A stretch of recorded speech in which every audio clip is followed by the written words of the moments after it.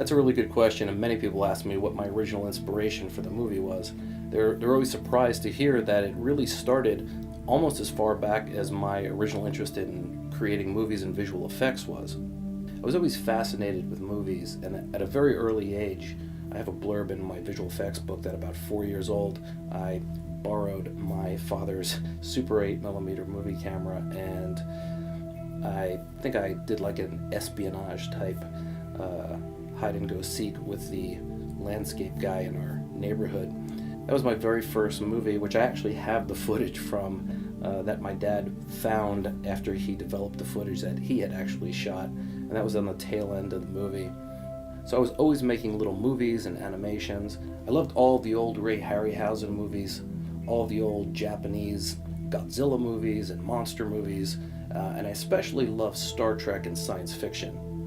And thinking back about it, my interest in this movie started almost as early as my interest in doing visual effects did. It was about 1976, and I was about 12 years old, and I remember riding my bicycle to this little old used bookstore that was quite a few miles from my house. It was a really long ride, and where I grew up in Miami, it was very hot. And I remember riding and riding and riding. I was going to find this Star Trek book, and it was like this giant compendium of the entire TV show Star Trek universe, and they did such a great job with all the backstory, and they really had a complete manual of everything having to do with the show, from the universe to the creatures to the starships, just everything. And I was going to this store to see if I could find a used copy because it was a very expensive book.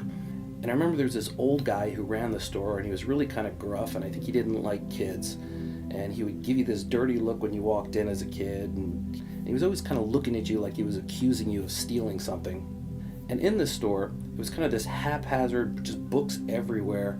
I think he bought and sold books, so I think he had a hard time sorting them out, putting them back on the shelves as fast as he could trade them. So many times they were just sort of piled up on the ground in the general area of where they would eventually be, I guess.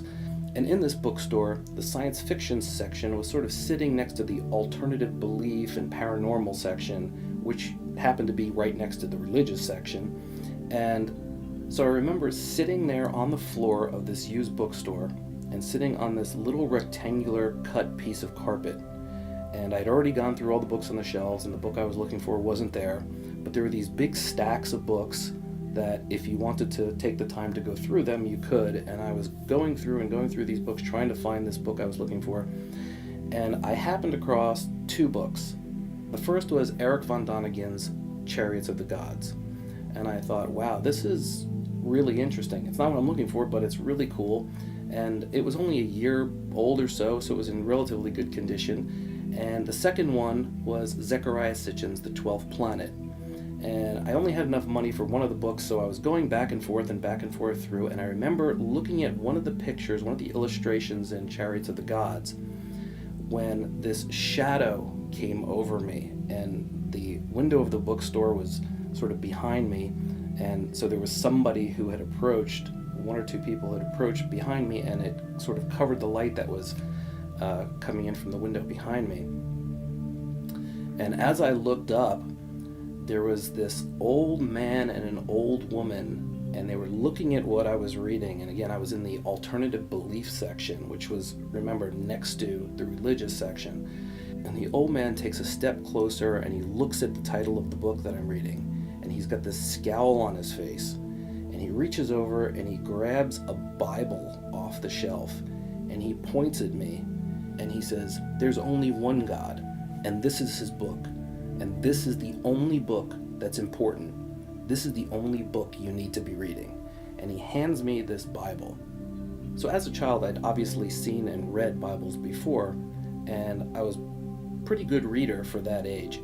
And sometimes, even as a child, I'd read a passage in the Bible and say, "This doesn't make sense." And I'd turn and I'd ask the adult that was standing next to me and say, "What does this mean? Why does this make sense?" And usually the answer you get was a stonewalled, "You're too young, you just don't understand." So I remember sitting there on the floor of this little old used bookstore, and I've got a Bible in this hand, and Erich von Daniken's Chariots of the Gods, and Zecharia Sitchin's The 12 Planets sitting here on my lap. and I'm thumbing through the Bible, and I get to the passage in Genesis where it talks about the creation of man. And this one passage just jumps out at me, and the passage reads, "And God said, let us create man in our image." And I read it again because it just didn't make sense.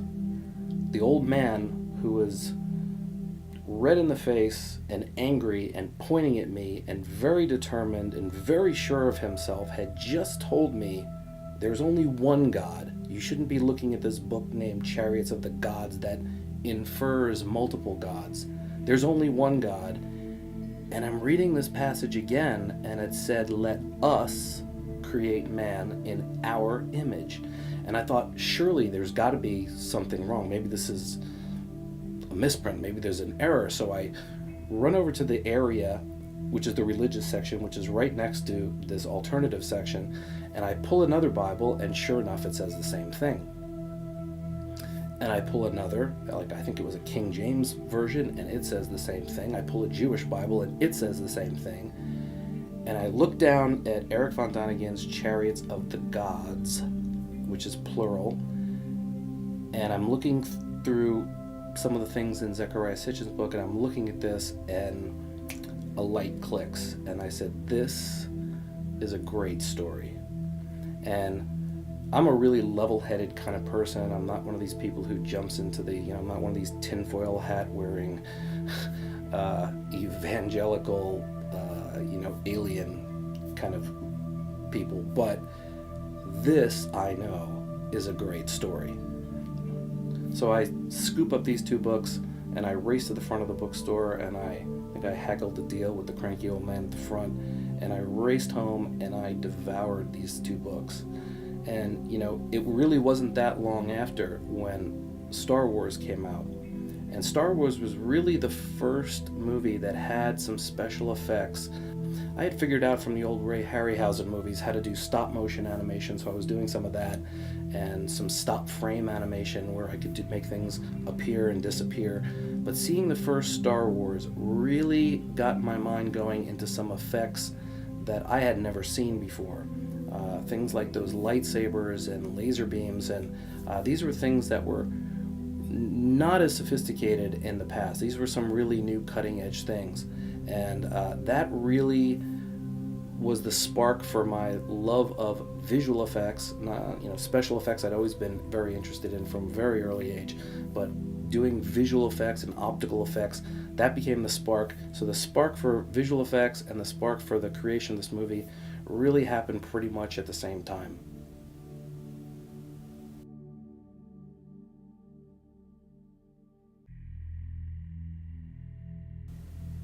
When I started writing the movie,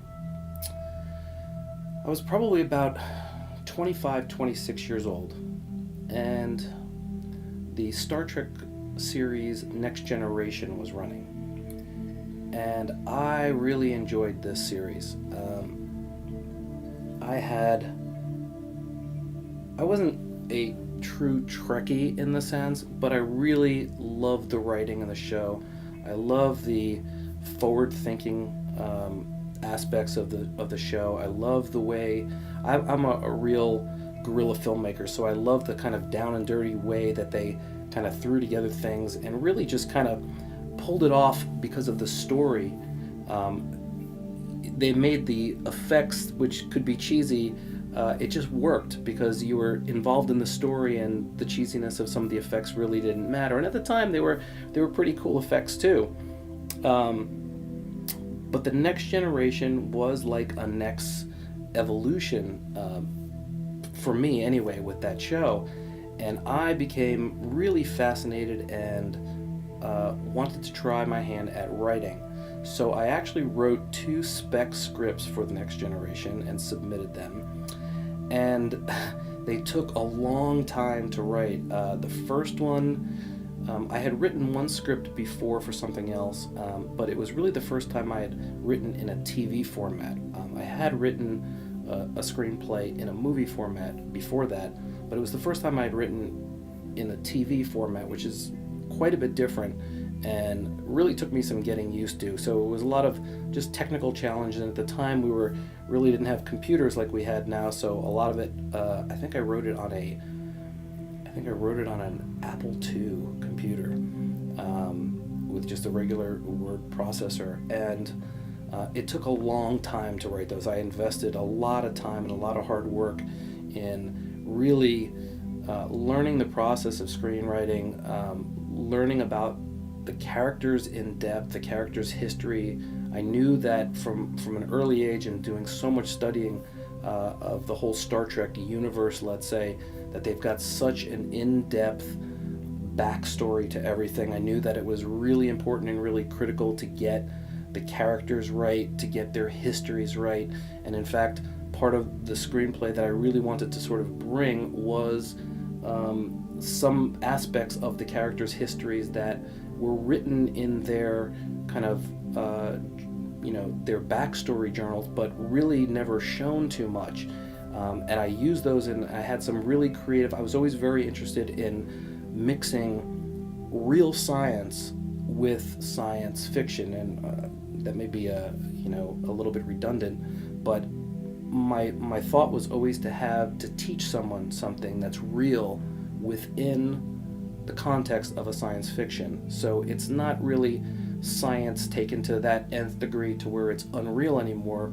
We're taking very real concepts, very real scientific ideas, and presenting them in an extrapolated way in a science fiction where it's both interesting, entertaining, and also you sort of inadvertently learn something really cool in the process. So it took a lot of work to create those two scripts, and I had somebody in Paramount that I said would bring them to the production for me. And right after I finished the second one and submitted, I really was kind of doing them side by side, and I finished them within a few months of each other. And I submitted them both, and there's always like a sort of a backlog of waiting to hear back once they've been received and stamped in their system there. Just as I got the notice that the scripts were received, really like a week later came the notice that the whole series was canceled. I realized at that point that while screenwriting for something like of that kind of magnitude could be a really cool thing, I really made the decision at that point that anything I wrote from here on in would be my own and for my own production, and not for somebody else's production. So after taking a little bit of time off from writing those two scripts, I had put a lot of hard work into those, and it was really exhausting. And I took a little bit of time off, and I made the decision that the next script I wrote was going to be for myself, and that I was going to eventually produce it. And I've always had a ton of ideas. I'm constantly writing down new ideas for new things, and but the one that always rose to the top was this idea about the Anunnaki.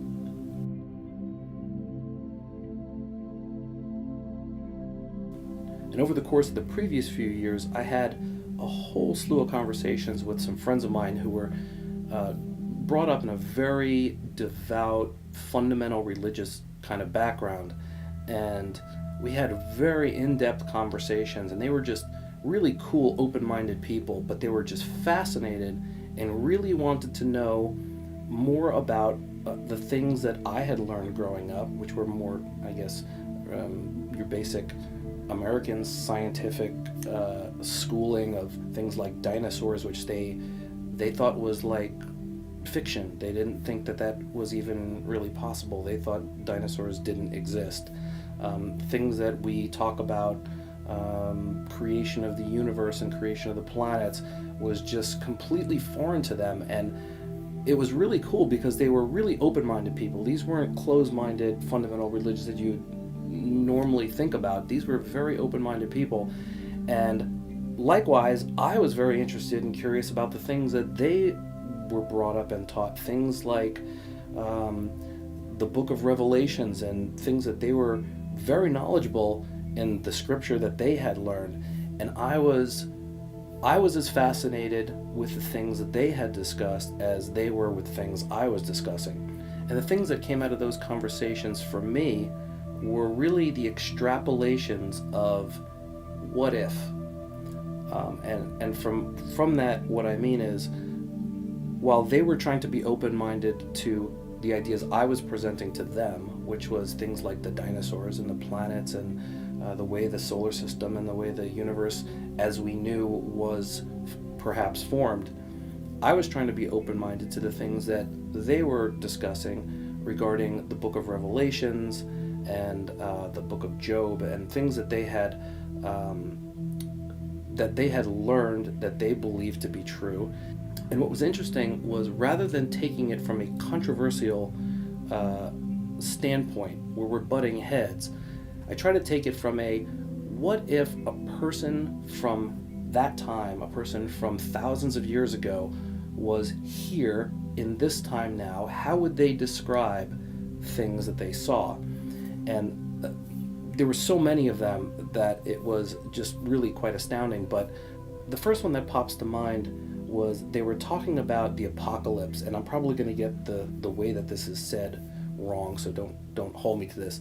But it was basically along the lines of a mountain coming out of the ocean, or a mountain coming out of the sea, and making the seas bitter, and all the plants and animals die. And I don't really know why, but perhaps it's because I grew up in the 60s in Florida, and we had the Cuban Missile Crisis, and from the time I was very young, we learned about the, ducking your head and hiding under your desk, and they'd show you pictures of these Poseidon-type missiles coming out of submarines, and you would see this, what looked like a mountain coming out of the ocean, and then they would, of course, show the nuclear explosion, and the passage that they were reading to me, which was in my head. I'm playing these movies that I've seen when I was a little kid, and they're reading how fire will fall from the sky, and it will scorch the fire will scorch the sky, or something like that. And you're looking at this picture in your head, and we've all seen these nuclear bomb, nuclear explosion, horrifying images. And as they're talking about it, I'm seeing what I would say if I was back then and not knowing how to describe it then. And that really was, you could say, the water and the sunlight for the seeds that were planted when I was young. And so I think I was about 25, 26 years old when I started the first concept for the script. And it was originally entitled Revelations. And it wasn't so much of the telling of the book of Revelations, although it does still play a part even in this current movie, but it was more about the revelation of fitting the biblical stories and the stories of the Anunnaki and that revelation.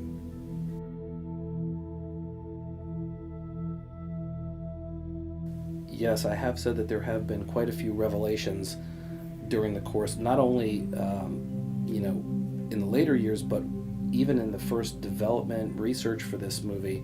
There were a lot of revelations for me personally about this story. We could probably start at when I first decided to write this story. I decided that I needed to do a lot more research than just the books that I had read. And the books that I had read that were available at the time were mostly von Daniken and Sitchin, and there was a few other books at that time. But I really wanted to see for myself the original research, the research that these guys were quoting. I wasn't content with seeing a book with a hand-drawn sketch that looked like a child did it. I needed to see for myself the artifacts. I needed to see for myself the research. I wanted to see exactly what these guys were talking about.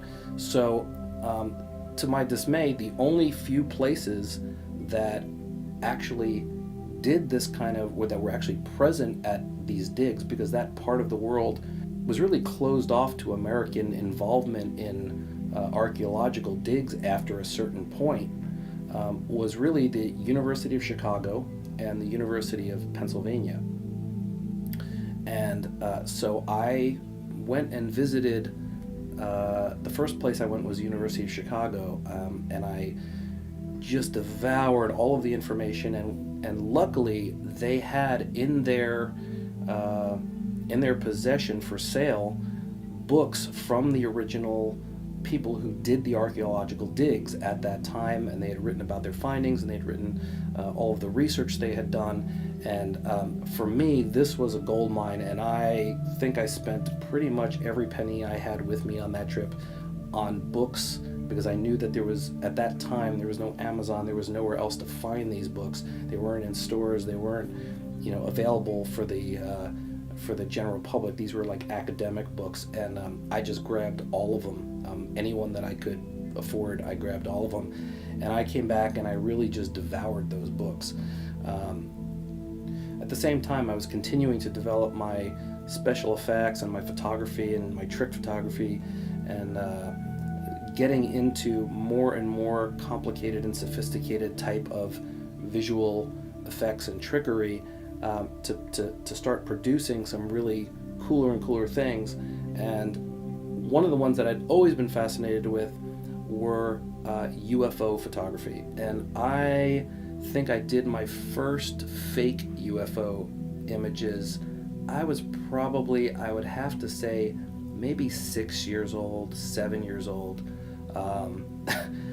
I was fascinated by photography. I was fascinated with how people created images that weren't real but made to look real. And the first UFO pictures that I had created was, I had used my grandfather's Polaroid camera, and I took, I think I went into his car and I took 3 pennies and put 3 pennies on the windshield and got down at a really low angle and took a picture of these 3 pennies against the sky, and the sun was coming from the back. And it really looked like most of the UFO pictures that you had seen at that time. And I was really happy with those pictures, and those pictures wowed a lot of people. And I never try to pass these off as real or anything, but my goal was always to try to create visually something that was just amazing and larger than life, and let people see it with their own eyes. So I brought all of these books back from the University of Chicago, and I just poured over all the information, and I quickly realized that this just wasn't going to be enough information, that I needed to find a way to get more information from other sources. And at the time, really, the sources were pretty limited on what you could find, so I needed a way to reach in and get this information from around the world. And the first thing that popped up was the internet, and what could I do with the internet at that time that could get me a much larger reach.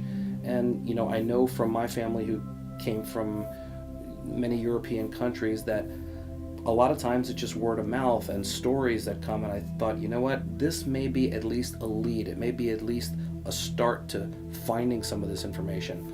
So at that time, Yahoo news groups were pretty big, and I had seen a couple of groups about aliens and this and that, but the one thing that always kind of struck me was they all had these really crazy outlandish views, or there were people who were really inflammatory and people just kind of going at each other.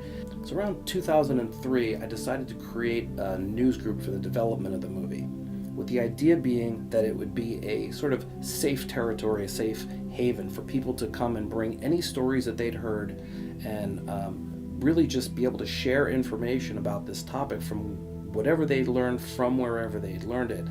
And really, there was not many rules like many of the news groups at the time had. The only rule was you need to be respectful to each other. However crazy the idea may sound, the only rule was, number one, this safe haven was not a democracy at all. If you disrespect somebody, you're out. And as long as you could remain, that was the only rule, as long as you could remain respectful of other people's opinions, however crazy they may sound to you. That was the whole concept and the whole idea for the group. And from that spurred many of the things, what we've discussed, what we'll be revealing and talking about in these upcoming videos.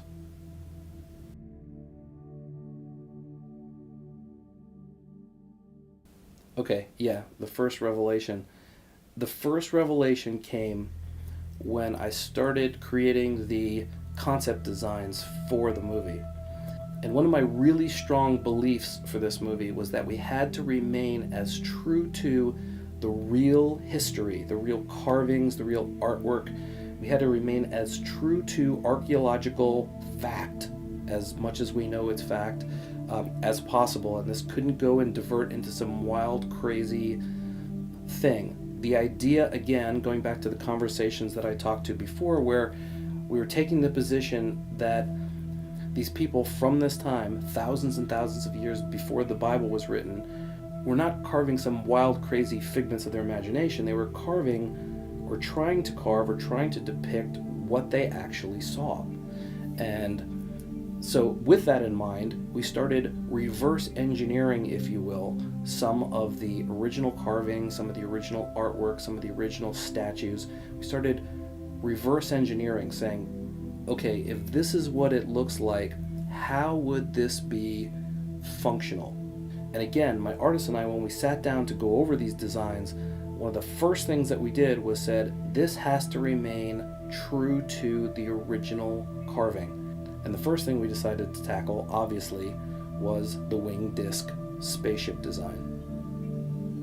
So to see how this revelation happened, let's jump over to the artboard and I'll sort of show you in real time how this happened, and you can see sort of in real time the revelation appear right before your eyes.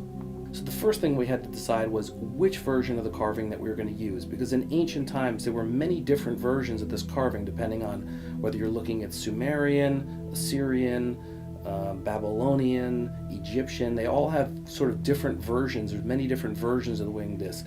They all have a similar concept. They all have some similarities between them, but there's some really different designs. So we wanted to pick the one to start anyway that was sort of our hero ship. And when you're creating especially 3D and visual effects, we call the hero ship sort of our star, the one that's going to really take the spotlight. So while there were many different designs, and actually the very first one we did was kind of wild, but I wanted one that was a little more plausible from a reverse engineering standpoint. So the one we decided to choose was this one. And when you're creating visual effects like this, we'll typically start by creating a 3D model. And to create a 3D model, you sort of need a little more information than just a flat-on, one-perspective drawing. And although in this case we really don't have a whole lot, so we had to look at many different ancient carvings, ancient drawings, and any kind of reference that we could dig up. But the main characteristics that you'll see with most of these depictions is that they all have a centralized disc, which is the sun disc, and then they'll all have some sort of wings. In addition to these, many of them have either snakes or little claws at the top front, which we thought were a really interesting design. In looking at the wings, you'll see that the wings are feathered, but what was interesting to us was that the front parts actually had what looked like struts, a design feature that's common in a modern aircraft, where you have the rigid bulk of the wing in the front and the flaps and air surfaces in the back, which are disconnected from each other and movable to allow for flight control. So our first goal was to create this exact carving in such a way that it would create a feasible or plausible flight-worthy design. Number one, just taking into account modern aerodynamic design, for the most part we kept with smooth, rounded front edge surfaces. And like on a modern aircraft, we taper those as they get to the back of the wing. You can see in some of these centralized disc portions that there seem to be sort of multiple areas, and some of the other ancient reference that we'd seen had some designs that were slightly bulbous or even cigar-shaped. Again, we wanted to keep this as true to the original design as possible. So once we finished the first concept for the design, which looked pretty spot on the original carving, we noticed that the ancient carvings had many feather-like flight surfaces, all stacked next to each other, rather than the few flight surfaces like on a modern aircraft. The other thing that kind of came to mind is that these are really big, long wings, which would be really great for flying or sort of atmospheric flight, but really don't make a whole lot of sense when you think about it, because they wouldn't be great for vertical flight up through the atmosphere and out into space, unless of course the whole ship, wings and all, had to be rotated 90 degrees to be able to launch, which also seems a little strange. But then the obvious idea struck us. These feathers were very much like the blades of a fan that could fold together very easily. We also realized from some of the carvings that some of these front end struts look like they're multi-sectioned. From this, we came up with the idea that perhaps the wings fold in at some point for different kinds of flight. We have many modern aircraft, such as fighter jets, that modify the wing position depending on what type of maneuver they're trying to do. So we went back to the drawing board and we recreated the entire design into a version where the front struts telescope out and pull the blades of the wing out from inside the ship, somewhat like a Chinese paper fan. This idea looked great, was very cool, and looked almost identical to the original ancient carving.